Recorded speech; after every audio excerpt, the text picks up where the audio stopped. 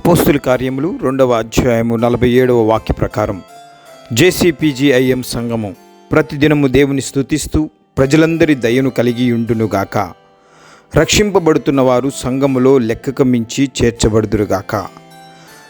మత్తయి సువార్త 16వ అధ్యాయము 18వ వాక్య ప్రకారము జేసీపీజీఐఎం సంఘము కట్టబడి విస్తరించునుగాక. సాతాను కార్యాలు ఏమీ కూడా సంఘము ఎదుట నిలువలేక ఉండునుగాక. యోహాను సువార్త 12వ అధ్యాయము 32వ వాక్య ప్రకారము పునరుత్థానుడైన యేసుక్రీస్తు అనేక మందిని ఆకర్షించి జేసీపీజీఐఎం సంఘము అభివృద్ధి చెందునుగాక. మొదటి కొరింథీయులకు రాసిన పత్రిక 3వ అధ్యాయము 11వ వాక్య ప్రకారము జేసీపీజీఐఎం సంఘంలో క్రీస్తు అనే పునాది తప్ప వేరొక పునాది ఉండకుండా ఉండునుగాక.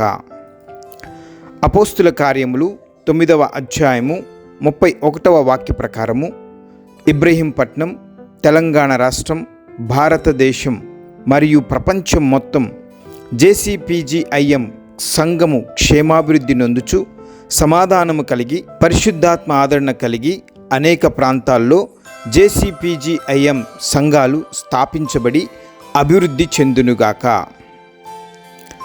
మొదటి దినవృత్తాంతములు 16వ అధ్యాయము 23వ వాక్య ప్రకారము జేసీపీజీఐఎం సంఘము దేవుని మహిమపరిచే సంఘముగా ఎదుగుచు అనేక మంది విశ్వాసులు దేవుని సన్నిధికి శ్రేష్టమైన కానుకలతో ప్రవేశించుదురుగాక. మొదటి పేతురు 2వ అధ్యాయము 2వ వాక్య ప్రకారము జేసీపీజీఐఎం సంఘము గొప్ప రక్షకుడైన యేసయ్యను తెలుసుకొని వాక్యములో ఎదుగుచు రక్షణను కాపాడుకొనుచు సమస్త దుష్టత్వమును, కపటమును, వేషధారణను, అసూయను విసర్జించునుగాక. మొదటి తిమోతికి రాసిన పత్రిక 4వ అధ్యాయము 13వ వాక్య ప్రకారము జేసీపీజీఐఎం సంఘములోని విశ్వాసులు వాక్యమును చదువుటయందు, వాక్యమును బోధించుటయందు ఎడతెగక ఉందురుగాక.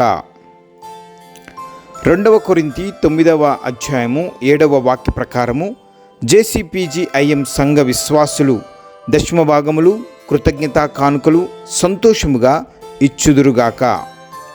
2వ తిమోతికి రాసిన పత్రిక 4వ అధ్యాయము 2వ వాక్య ప్రకారము జేసీపీజీఐఎం సంఘంలో వాక్యమును బోధించుటయందును, ఉపదేశించుటయందును, ఖండించుటయందును, గద్దించుటయందును, బుద్ధి చెప్పుటయందును, దేవుని ప్రేమను చూపించుటయందును ఎడతెగక ఉందురుగాక. అపోస్తుల కార్యములు 12వ అధ్యాయము 24వ వాక్య ప్రకారము జేసీపీజీఐఎం సంఘములో దేవుని వాక్యము ప్రబలమై అనేక ప్రాంతాలకు వ్యాపించునుగాక. అపోస్తుల కార్యములు 12వ అధ్యాయము 5వ వాక్య ప్రకారం జేసీపీజీఐఎం సంఘము అత్యాసక్తితో ప్రార్థన చేసే సంఘముగా అభివృద్ధి చెందునుగాక. అపోస్తుల కార్యములు 2వ అధ్యాయము 42వ వాక్య ప్రకారం జేసీపీజీఐఎం సంఘము అపోస్తుల బోధయందును, సహవాసమునందును, రొట్టె విరుచుటయందును అత్యాసక్తిగా ఉండునుగాక. అపోస్తుల కార్యములు 5వ అధ్యాయము 11వ వాక్య ప్రకారము జేసీపీజీఐఎం సంఘము అబద్ధములు పలకకుండా దేవుని యొక్క ఆత్మను శోధించకుండా ఉండునుగాక. అపోస్తుల కార్యములు 5వ అధ్యాయము 14వ వాక్య ప్రకారము జేసీపీజీఐఎం సంఘములో అనేక విశ్వాసులు చేర్చబడి యేసుక్రీస్తు వారి పక్షముగా నిలుచుదురుగాక.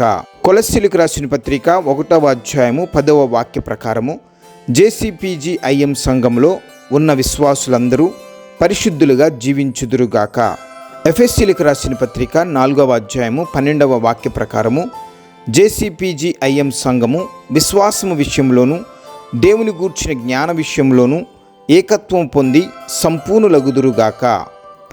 ఎఫెసీలకు రాసిన పత్రిక 4వ అధ్యాయము 17వ వాక్య ప్రకారము జేసీపీజీఐఎం సంఘములో కొందరు అపోస్తులుగాను, కొందరు ప్రవక్తలుగాను, కొందరు సువార్తికులుగాను, కొందరు కాపరులుగాను, కొందరు ఉపదేశకులుగాను నియమింపబడుదురుగాక.